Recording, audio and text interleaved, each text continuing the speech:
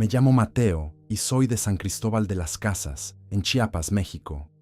Lo que voy a contar pasó hace casi 20 años, cuando tenía 14. Sé que suena a leyenda de esas que se cuentan en las plazas, pero juro que cada palabra es verdad. Todavía cargo con esto. Todavía despierto algunas noches con la imagen de esos dedos ensangrentados tocando el rostro de mi hermana. No sé si alguien me va a creer, pero necesito sacarlo. Llevo demasiado tiempo callado. En aquel entonces, mi vida era simple. Iba a la escuela por las mañanas y por las tardes ayudaba a mi mamá en la tiendita que teníamos. Una miscelánea pequeña, de esas donde se vende de todo un poco. Refrescos, pan, velas, arroz.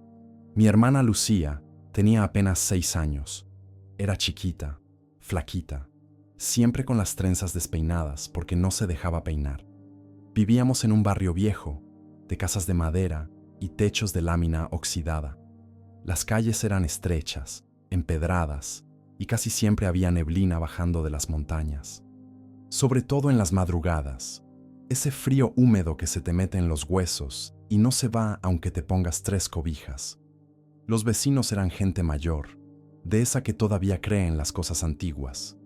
Siempre decían que cuando el viento silbaba entre las tejas, era porque alguien andaba rondando. Yo me reía.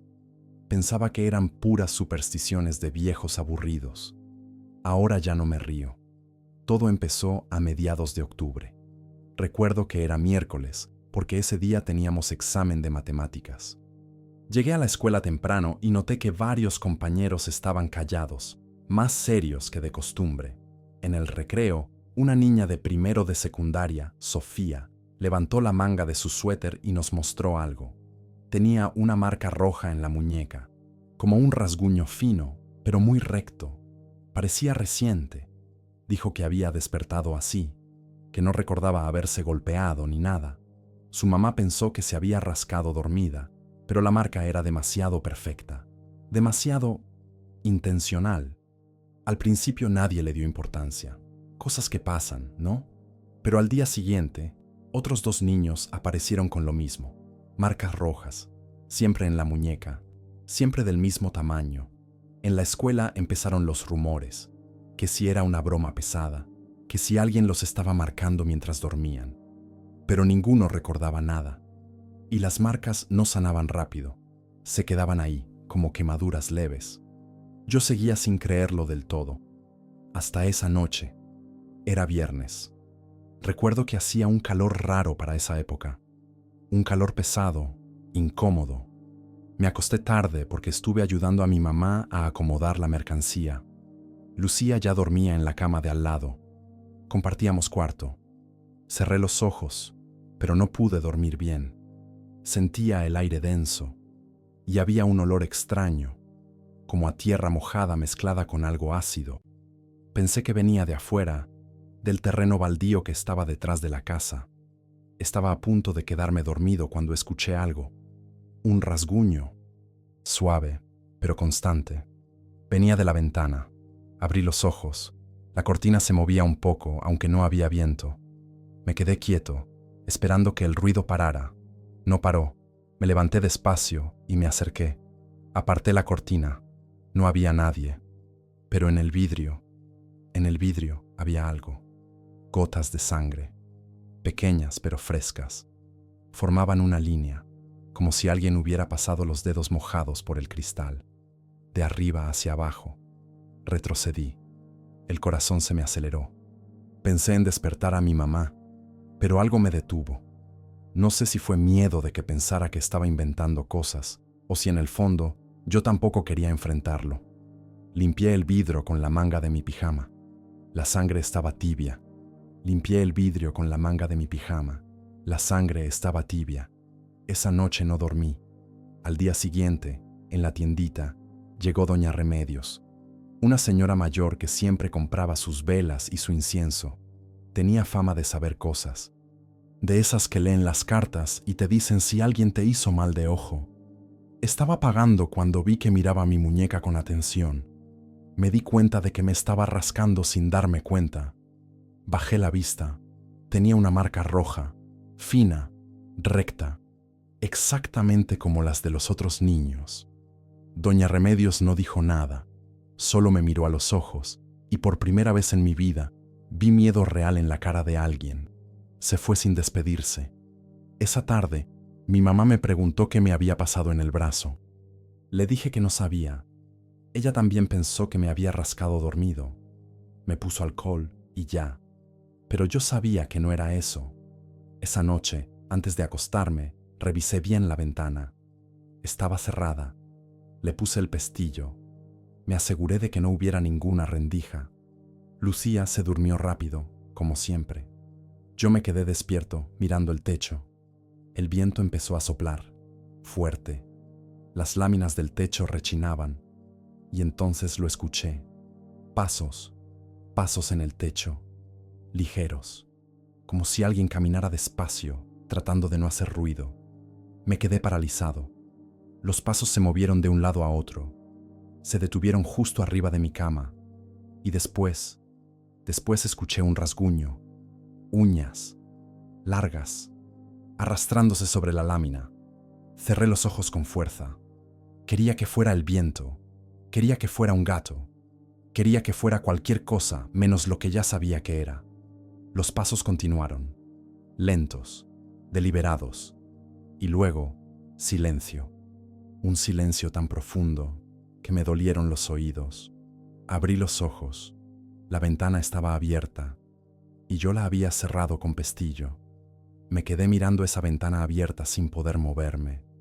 El pestillo estaba corrido hacia un lado, como si alguien lo hubiera abierto desde adentro, pero yo estaba seguro de haberlo cerrado. Me levanté despacio. Las piernas me temblaban. Me asomé por la ventana, esperando ver algo, lo que fuera. Nada, solo la oscuridad del patio trasero y el terreno baldío más allá. La neblina se movía entre los árboles como si estuviera viva. Cerré otra vez. Puse el pestillo. Volví a la cama. Lucía seguía dormida, respirando suave. La miré para asegurarme de que estaba bien. Tenía el brazo fuera de la cobija. Me acerqué para taparla.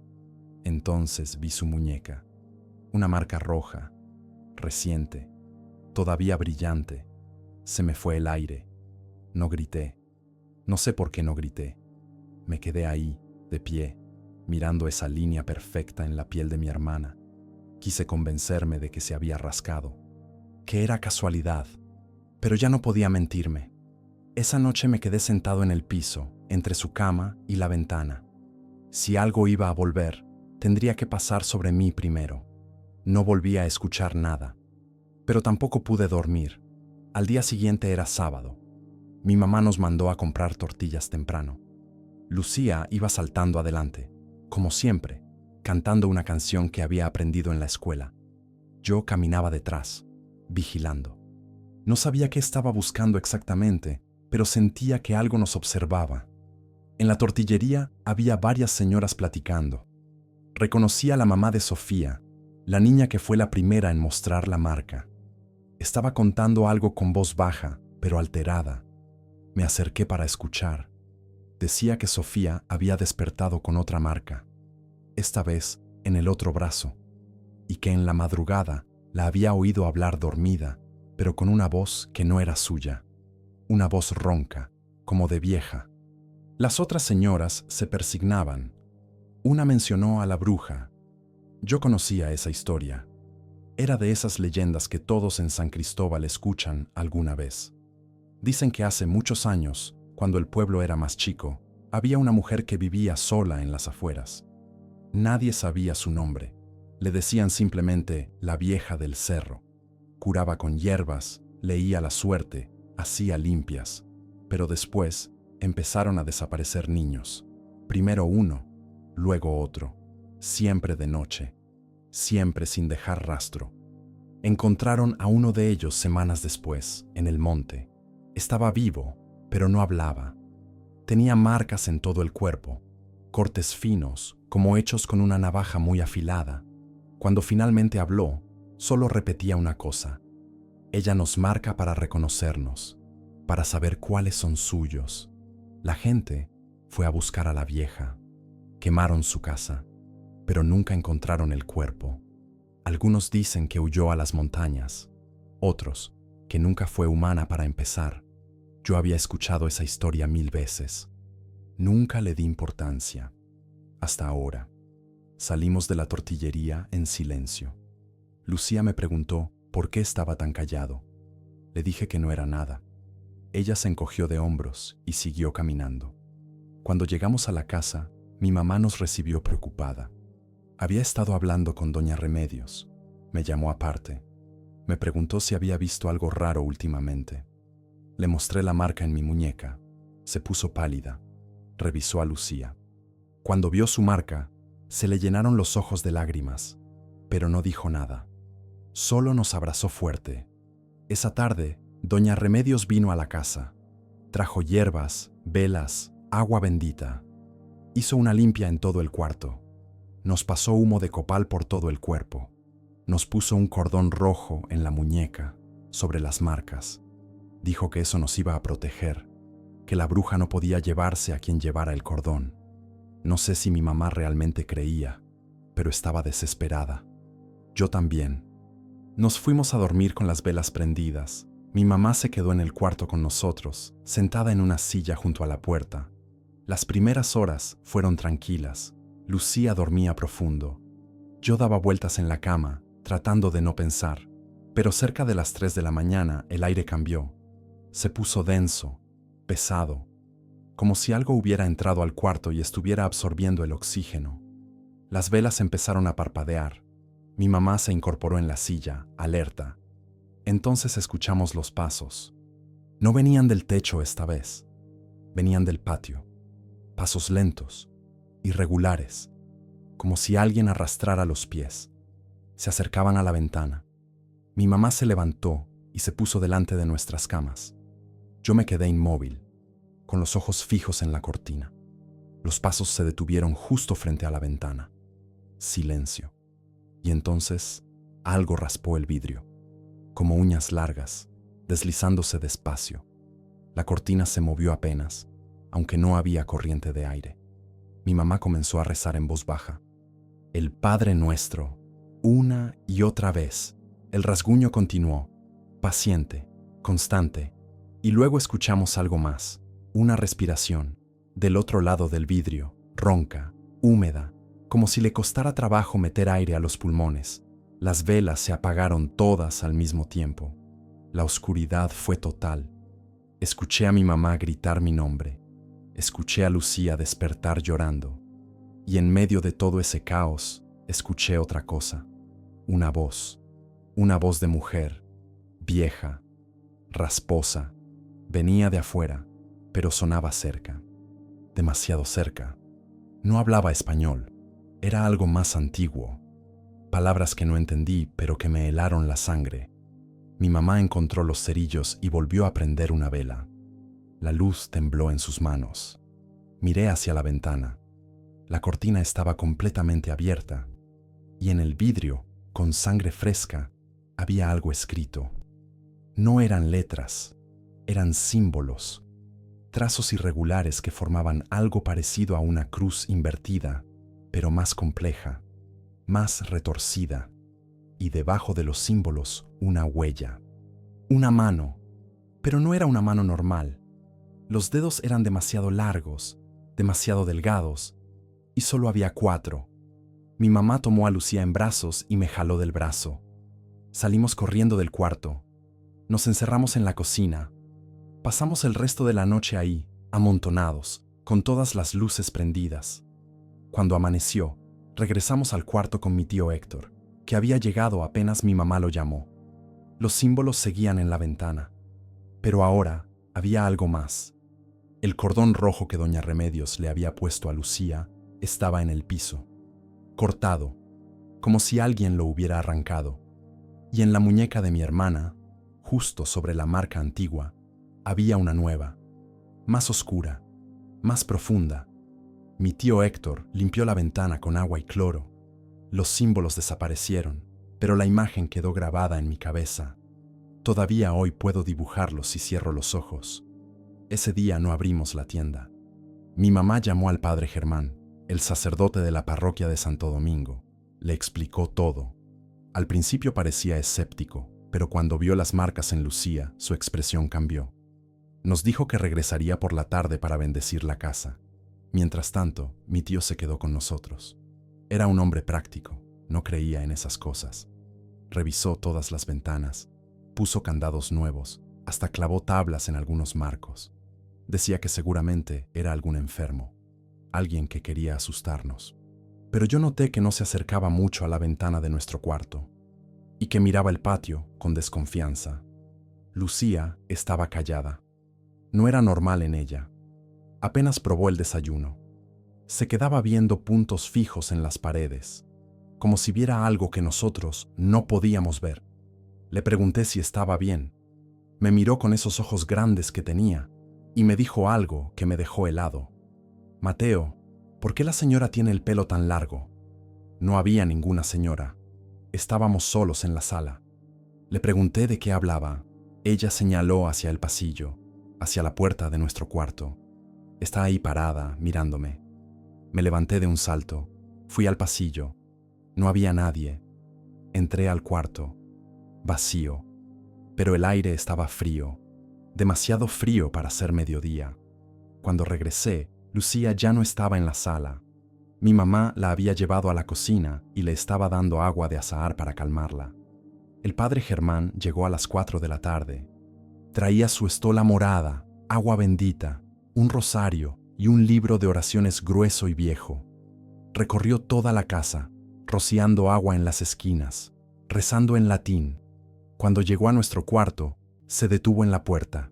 Se persignó 3 veces antes de entrar. Roció agua en cada rincón.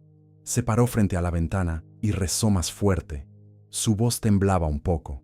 Cuando terminó, nos miró serio y nos dijo que esa noche no durmiéramos ahí, que era mejor que todos estuviéramos juntos, en un solo cuarto. No dio más explicaciones, y tampoco nos dio garantías.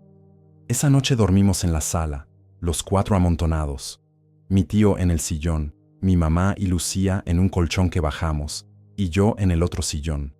Dejamos todas las luces prendidas. Las primeras horas pasaron sin problemas. Lucía dormía abrazada a mi mamá. Mi tío roncaba suave. Yo no podía cerrar los ojos. Cerca de la medianoche, escuché que algo se rompió. Venía del cuarto. El sonido de vidrios cayendo. Mi tío se despertó de inmediato. Fue a revisar. Yo lo seguí, aunque me dijo que me quedara. La ventana estaba destrozada. Los vidrios regados por todo el piso. Las tablas que mi tío había clavado estaban arrancadas, tiradas a un lado. Los clavos torcidos, como si los hubieran arrancado con las manos. Pero lo peor no era eso. En la pared, justo encima de mi cama, había algo escrito. Con sangre. No era un símbolo esta vez. Era un nombre. Lucía. Mi tío se quedó sin palabras. Retrocedió despacio. Me empujó hacia afuera y cerró la puerta. No volvimos a entrar esa noche. Al día siguiente, mi mamá tomó una decisión. Nos iríamos a casa de mi abuela, en otro barrio, al otro lado de la ciudad. Empacamos lo necesario y salimos antes del mediodía. La casa de mi abuela era más grande, más iluminada. Estaba en una calle con más gente, más movimiento. Pensamos que ahí estaríamos seguros. Los primeros 2 días fueron tranquilos. Lucía empezó a hablar de nuevo, a sonreír un poco. Las marcas en nuestras muñecas empezaban a desvanecerse. Casi parecía que todo había quedado atrás. Pero la tercera noche, Lucía despertó gritando. Dijo que había soñado con la señora del pelo largo, que la señora le había hablado, que le había dicho que no importaba dónde fuera, que ya estaba marcada, que era suya. Mi abuela, que era más creyente que mi mamá, hizo lo que pudo. Limpias, rosarios, veladoras. Puso estampitas de la Virgen en todas las puertas. Nos colgó escapularios en el cuello. Pero nada parecía funcionar. Porque la 4ª noche, algo entró a la casa. Yo estaba dormido en el cuarto de visitas. Me desperté porque sentí frío. Un frío que no era natural. Me senté en la cama y vi que la puerta estaba entreabierta. Yo la había cerrado. Me levanté. Salí al pasillo. Todas las luces estaban apagadas. Y eso era raro porque mi abuela siempre dejaba al menos una prendida. Escuché un sonido, como un arrastre. Venía del cuarto donde dormían Lucía y mi mamá. Caminé despacio. El piso de madera crujía bajo mis pies. El arrastre continuaba, constante, como si alguien moviera algo pesado. Llegué a la puerta del cuarto. Estaba abierta. Adentro todo estaba oscuro, pero había una silueta. Junto a la cama de Lucía, una figura encorvada, flaca, con el pelo largo y enmarañado que le llegaba hasta el piso. Estaba inclinada sobre mi hermana. No pensé, solo reaccioné. Prendí la luz. La figura se enderezó de inmediato, se dio vuelta, y la vi. Su piel era grisácea, como ceniza. Los ojos completamente blancos, sin pupilas. La boca estaba cosida con un hilo negro y grueso, pero aún así podía abrirla un poco, lo suficiente para respirar con ese sonido ronco que ya había escuchado antes. Tenía las manos extendidas hacia Lucía. Los dedos eran largos, huesudos, y terminaban en uñas negras y afiladas. En una de esas manos había sangre fresca. Lucía estaba dormida, pero en su frente la bruja había comenzado a trazar algo, una marca, con sangre. Grité. Grité tan fuerte que me dolió la garganta. La cosa me miró directo a los ojos y sonrió. Aunque tenía la boca cosida, sonrió. Mi mamá despertó, vio a la criatura y se lanzó sobre Lucía, cubriéndola con su cuerpo. La bruja no retrocedió. Extendió su mano hacia mí, lenta, como invitándome a acercarme, y entonces habló. No movió los labios. La voz salió de algún lugar dentro de ella, grave, áspera. Dijo algo en esa lengua antigua que no entendí. Pero después, en español, con acento extraño, dijo una sola frase: «Ella es mía». Mi abuela apareció detrás de mí con un crucifijo en la mano. Empezó a rezar en voz alta. La bruja la miró y se rió. Una risa horrible, seca, como si le doliera. Y luego, simplemente, se desvaneció. No corrió. No se fue caminando. Se deshizo en el aire, como humo, como si nunca hubiera estado ahí. Pero la sangre en la frente de Lucía seguía fresca, y la marca que había comenzado a dibujar quedó a medias. Un círculo incompleto. No dormimos esa noche, ni la siguiente, ni la que siguió. Mi mamá limpiaba la marca de la frente de Lucía cada hora, con agua bendita, con alcohol, con lo que fuera.